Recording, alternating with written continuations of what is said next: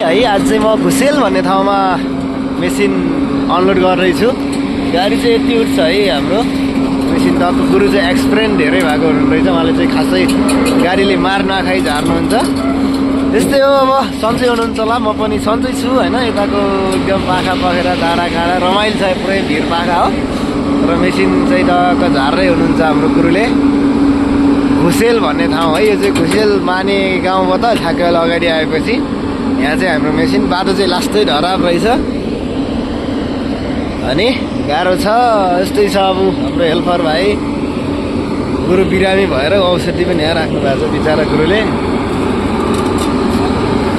ल अब ट्याक्कै यतिमा स्वाटै गुरुले घुमाउनुहुन्छ मेसिन, सर्लक्कै घुमाउनु भयो। अब यस्तै छ, जस रमाइलो छ गाउँहरू चाहिँ है। यो फास्ट ट्र्याक हो, पारी देखिरहेको चाहिँ फास्ट ट्र्याक है।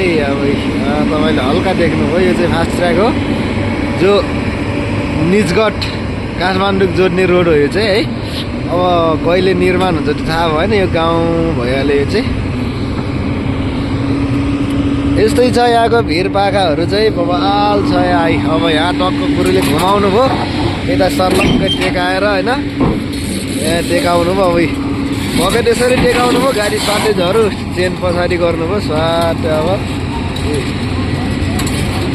अब यसरी स्वाटै तल झारेपछि गुरुको काम फिनिस। अब मेरो काम पनि, अब म पनि जान्छु चापागाउँ गाडी बनाउँछ। आज चाहिँ थोरै गाडी स्टियरिङ नकटेर ज्यान दुखेर सो गाई च्यार म त पुरै बिरामी जस्तो जान्छु लिएर। सो यस्तै छ, रमाइलो छ।